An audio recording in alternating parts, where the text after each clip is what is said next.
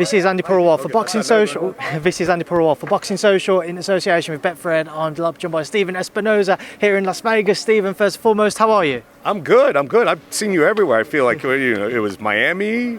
There's been a couple shows. It has been. It's good to see you again. Miami and Cleveland, the last two. Yes, that's right. And then we obviously have the Tommy Fury Jack Paul fight, which recently announced, which we will come on to. But the reason we're here in Las Vegas, Canelo-Plant, undisputed, obviously picked up by Showtime. What should everybody expect first and foremost from this fight on Saturday, Stephen?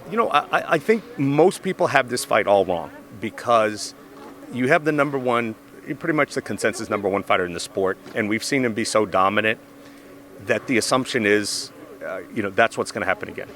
And this guy is not the level of what Canelo has been fighting lately. And I don't mean that as a slight to him, but Canelo-Plant has a big size advantage. He's athletic. He's very sound fundamentally. This is not a walkover. This is the most difficult Canelo opponent since Golovkin. And, this is, if you listen closely what Eddie, Reynoso, and Canelo are saying they're expecting rounds. They're expecting a tough fight. The size thing cannot be underestimated. The athleticism cannot be underestimated. Of course, Canelo's a favorite. But this is a much tougher fight than I think most people appreciate. You've said obviously it's a much more difficult fight there than what most people appreciate. But is it easy for people to overlook Canelo-Plant simply because of how much of a great fighter Canelo is, his recent accomplishments, and for him to have unified the division to this point in only, 3 fights up until here? Obviously Callum Smith, Yildirim defence, and then Billy Joe Saunders. Is it easy for people just to overlook Caleb because of how quickly Canelo's done that as well? You're absolutely right. It's very easy to overlook him because, he's not a knockout artist. He doesn't have the highlight reel stoppages. He just takes very good fighters, like Saunders, like he's been doing all the way to Austin Trout, and he makes them look relatively ordinary. And that is what the great ones do, is they take a very skilled opponent and make them look ordinary. So the assumption is that's, again, what's going to happen. But this is a different breed. Canelo-Plant is somebody who has always been underappreciated, and he wears that as a badge of honor. He clearly uses that to motivate himself. So he's saying, underestimate me at your peril. Those in boxing know about the heartache Caleb suffered, especially in his early life and throughout. How much do you feel that's going to drive him to want to be successful come Saturday? I mean, all the good fighters, whether they're, skilled or knockout artists or a combination of the two, all of them have a little bit of a dog in them. When the going gets tough, where can you draw from? Where is that determination, that commitment, that strength? And when you have someone like Caleb, who's come from nothing, very humble beginnings, and has gone through tragedy and challenge after challenge, I have no question that when the going gets tough, there's not an ounce of quit in him. So that is something that is going to come into it. Like, I have no doubt this is not a guy who's going to get discouraged. This is not a guy who's going to quit. You're going to have to, damn near kill him to win this fight. As you mentioned earlier, it is a fight which Canelo and the team are expecting rounds, but at the same time, it did say yesterday, Canelo did at his grand rivals 7-9. That's when he's going to look to potentially stop him. Do you think that could happen? Well, I think so. I mean, I think they're expecting, a tactical fight early on. And I think with the size and the strength advantage, it's going to be a longer fight. But I think that's a little bit of gamesmanship too, because I'm sure that Canelo's prepared to go 12, and it wouldn't surprise me if it went the full distance. Again, I don't want to be overlooking Caleb, but let's just say if Canelo is successful, where next for him? Would you consider seeing him moving up to 175? Well, I say consider, obviously you're not involved with that sort of things just for this fight, but do you expect to see him maybe looking towards that route? I think that would certainly be an interesting challenge for him. But for my money, and I'm not completely objective in this, but I think the biggest commercial fights, the biggest legacy fights, are Jamal Charlo and David Benavidez. Look, conquering another weight division is something that would be really impressive. But by the same token, guys like Bitterbiev, Bivol at 175 don't have sort of the notoriety and commercial appeal that other guys do. So if we're talking about big legacy-defining fights, taking on big commercial mainstream events, which is what I think Canelo is interested in at this point, that probably means Charlo and Benavidez rather than going to 175. Just moving away from this fight, Stephen, I just want to get your thoughts on a couple of the topics. As we mentioned, Tommy Fury, Jake Paul have a press conference on Saturday for that as well. Mm-hmm. At one stage, even Tommy wasn't sure whether or not this fight would happen.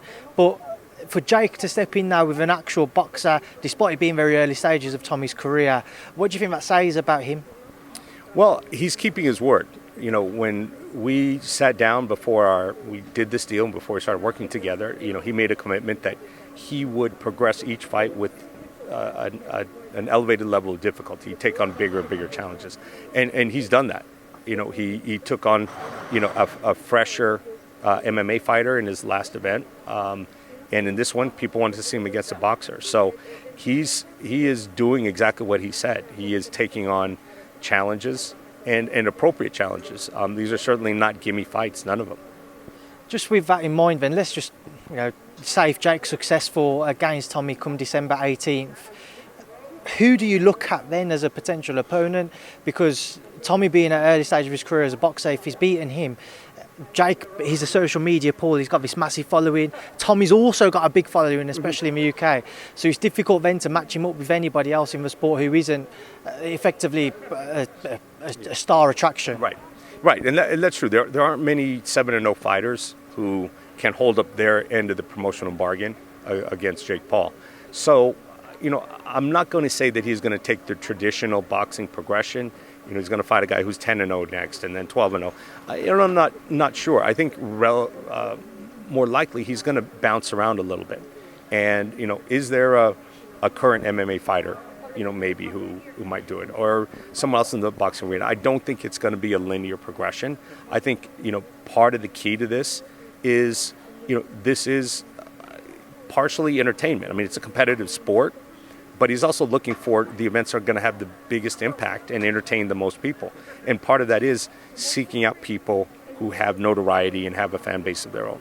There seems to be a lot of pressure on Tommy as well to be successful. I interviewed Tyson, and Tyson said if he loses, he's changing his name. John Fury's father's had a few choice words as well, saying he wouldn't accept a defeat. So going into this, how much pressure do you feel that there is on Tommy to be the first man to beat Jake? Well, they certainly haven't made it easy on him. The Fury family name seems to be at stake, and John and Tyson have certainly made that clear. So it's some added pressure, but the reality is they've had such a heated rivalry already that I'm not even sure that he's going to feel that pressure. I mean, the pressure comes from the desire to beat Jake Paul. That's where it comes from. And then just a final thing, obviously we saw the recent allegations against Rolly Romero, meaning that he's been pulled from a fight with Gervonta Davis, and I believe it was only a matter of hours ago. It's officially been announced that Isaac Cruz will step in. So just kind of reflect on this past week or so, Stephen, and the swift turnaround in being able to get Isaac in as a replacement opponent. Yeah, it's an unfortunate situation, clearly one that we didn't anticipate.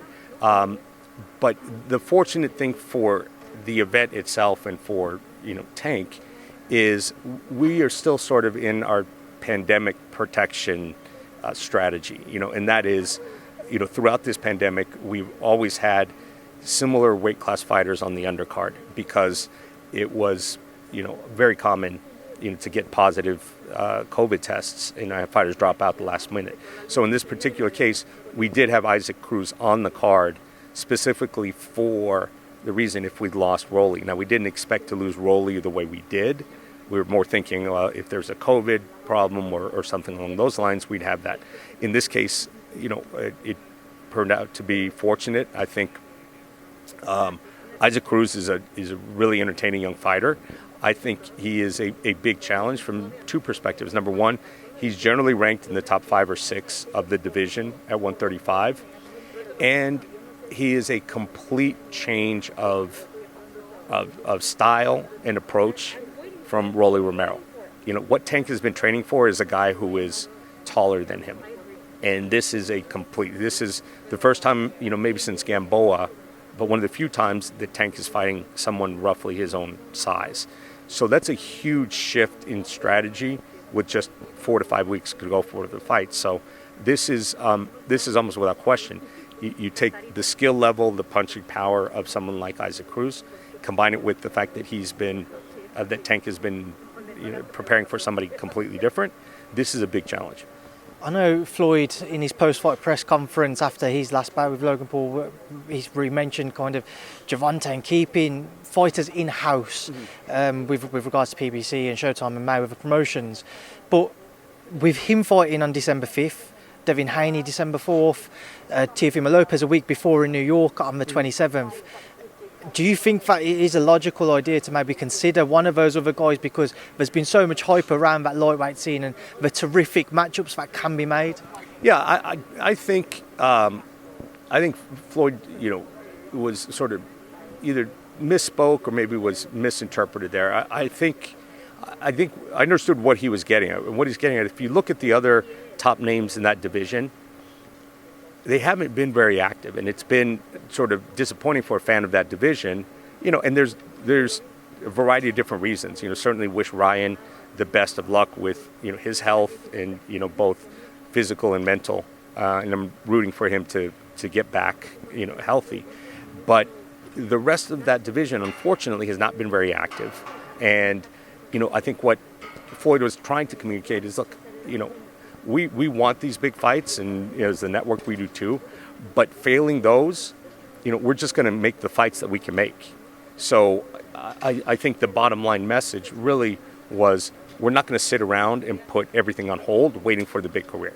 So if we've got in-house fights that are more makeable, then we're going to do that, continue to build the momentum and build Tank into the commercial star. The last thing we would want to see for Tank is to go through a period like Teofimo did. He's got all this momentum and then it's just gone. So I think, it's a dual track. You try to make those big fights, try to overcome the promotional obstacles and network obstacles, but at the same time, keep him busy, keep him moving.